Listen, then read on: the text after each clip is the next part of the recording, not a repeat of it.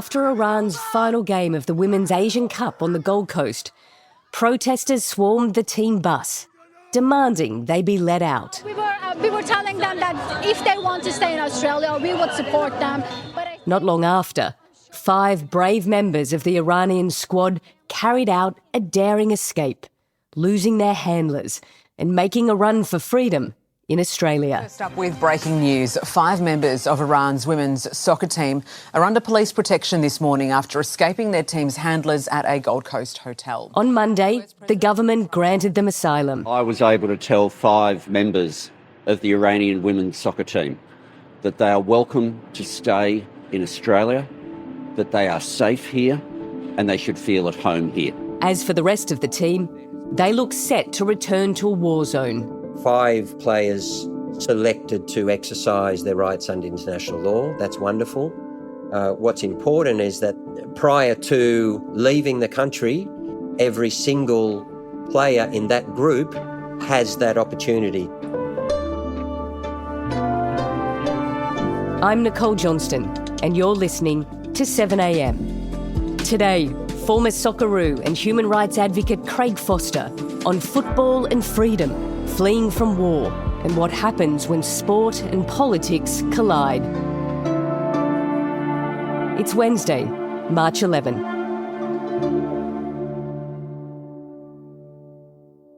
Craig, there'd been a whole heap of concern building about the welfare of this team really for a week. Could you take us back through it and just explain for us what happened from the moment they arrived in Australia? What's been going on? Well, the issue really began when the team made the protest by not singing the national anthem, which replicated the exact same protest that the male team had made only a few years ago at their World Cup in Qatar.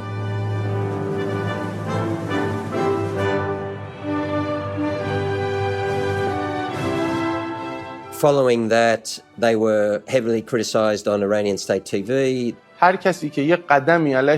Traitors during wartime must be dealt with more severely. And from that time on, the team was effectively held as a hostage by the team management in violation of their basic rights as athletes, as people, as football players playing in a FIFA-regulated tournament. That's obviously not allowed. And since that moment, the story has only escalated.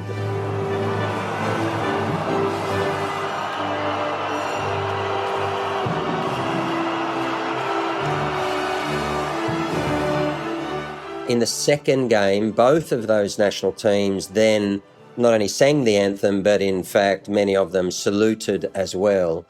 And then in the final game, the team played, and then following that, they got on a team bus to leave the stadium, and there was a lot of protesters there, thankfully, and at least one of the players made a sign with their hand, which was interpreted as being the SOS help sign. Some of the girls started showing the help sign, and that's when we were adamant that we have to help them. We tried to...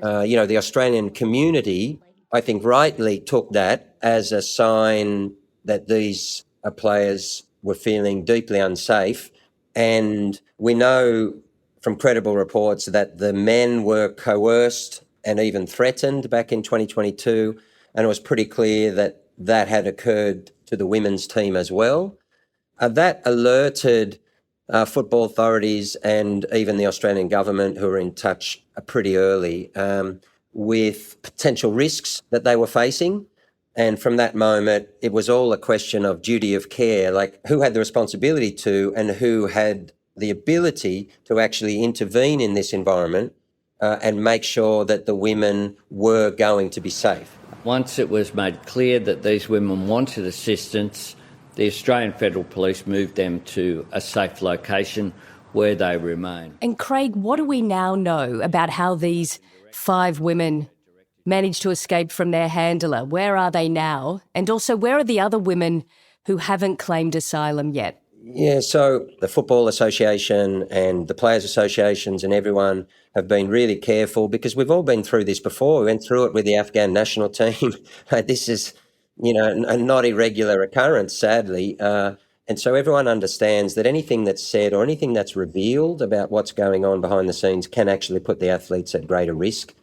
So all I would say is that there were two parties that had a duty to intervene at some point. That is the Asian Football Confederation, and what you've seen is strong advocacy from all of us in the last few days to try and force them to intervene. They don't typically intervene, they and FIFA, because of sport politics. It's really simple. It's very difficult to get sport governing bodies to actually protect their players because they're more concerned about their political relationships with the Iranian Federation. This is just a fact of sport politics at the global level, and therefore something else needed to be done.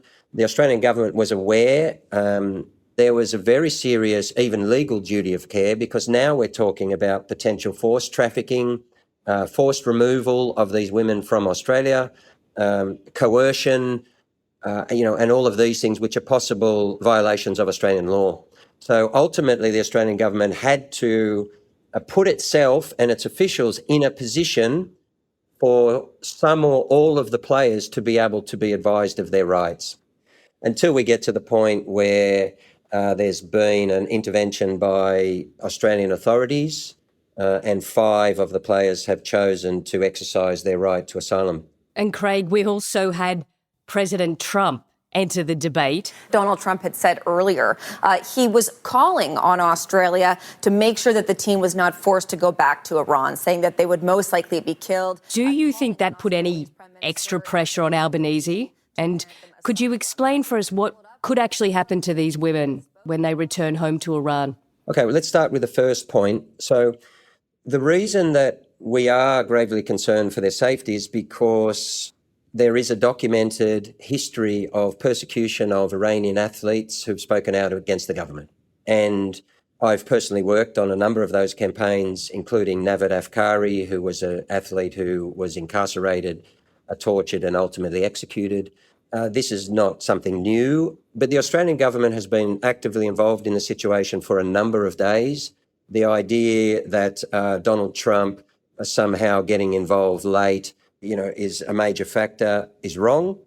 I do think also that we need to be mindful of the fact that sport and politics are effectively the same thing, and this team has been used as political pawns from the very moment that they arrived in Australia. But all national teams are tools of the country, not just to compete, but to represent what the country thinks is right or wrong or the way that they should conduct themselves. And we should be very careful to make sure that the only consideration now and in future is the well-being of this entire group. I think it would be a very rare Australian who would argue that Donald Trump genuinely has the welfare and consideration of this Iranian women as his primary consideration in getting involved. As Aussies, we just push back and say, no, mate, listen, we're only concerned about the women, not about them being used by you or any other politician. Coming up, how football failed these players.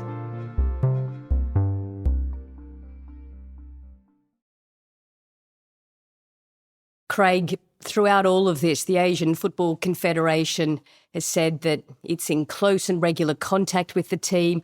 It's offering its full support and assistance. But from everything that you've already said, it sounds as though you think they've failed. What should the support actually be like? They certainly failed in 2 aspects. Basically, FIFA have a human rights policy, and what that human rights policy does and what it should have done is mitigate the risks to these and other athletes. That's what they're supposed to do in their statutes. They haven't done it. The AFC haven't done it.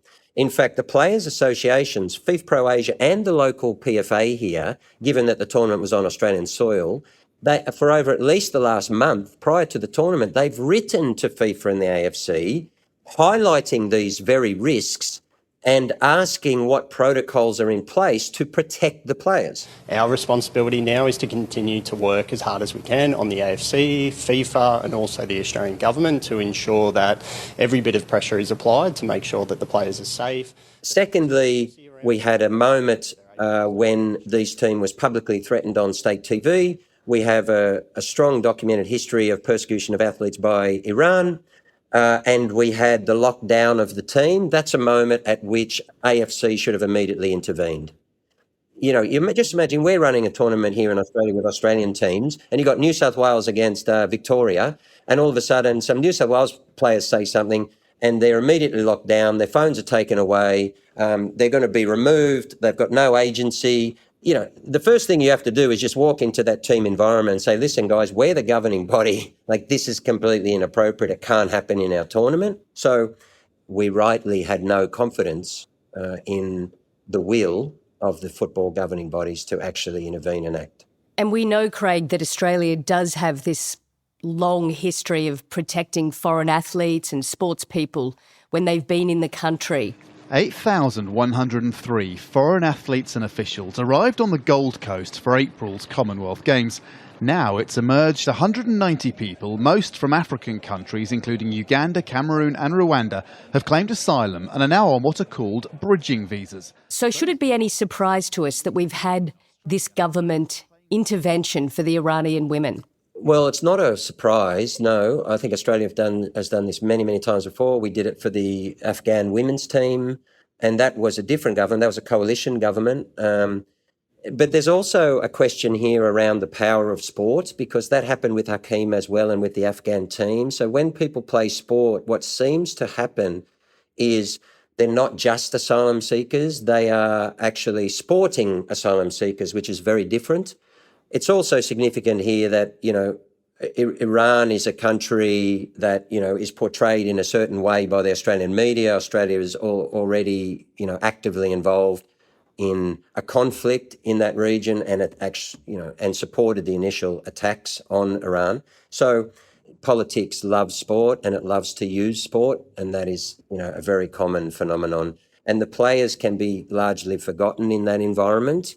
And when the media moves on, they can actually be put in a situation where they don't have the ongoing support, and all of a sudden people have to pick up the pieces, because these women are going to need very considerable support over a long period of time.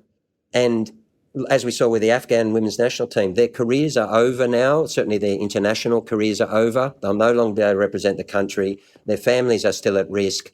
You know, these are tragic circumstances about humans. It shouldn't be about politics. Do you have also concern about what this whole incident could end up meaning for the families of these women back in Iran, and also for the women who decide that they would rather go back to Iran, even if there is a war going on? Some of them may decide to do that. So everyone involved in these types of cases has been very aware and conscious of the risks that can be exacerbated by public comments or, you know, revealing what's going on. And so there's been a lot of restraint there, which is good. But everyone should realise that this has only just begun for these women. So yes, those who have walked away from the team, they have family members, they have friends, people back in Iran who would certainly be at risk. The ones who are remaining, even if they choose for their own reasons to return, they have family members, children back at home. If they return, they may be at increased risk because the others have walked away from the team. You know, they might be accused by management, for example, of having contributed to that. So this is like a really, really serious situation. And it's, you know, it's so heartwarming to see the support from Australia for the team. You know, and when Australia decides to help people, we really are an extraordinary place. All I would ask for people right now is to realise that this is not going away. These women need support, and the remaining group need advocacy now to ensure that they're not returned against their will back to an environment where their lives may be threatened. Craig, it's been great talking to you. Thank you. My pleasure.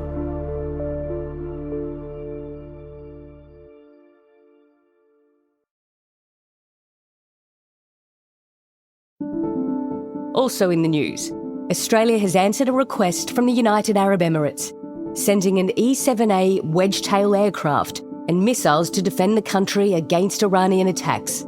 20,000 Australians live in the UAE, which has intercepted more than 1,500 rockets and drones. Defence Minister Richard Marles says 85 troops will also be accompanying the aircraft. And David Littleproud has resigned as leader of the National Party, saying at a press conference that he was, quote, buggered and had had enough. Littleproud says it's now time for the party to transition to newer leadership, but that he'll stay on in Parliament as the member for Maranoa. He also says he's confident that the coalition is back on the right track under Angus Taylor's leadership. I'm Nicole Johnston. This is 7am. Thanks for listening.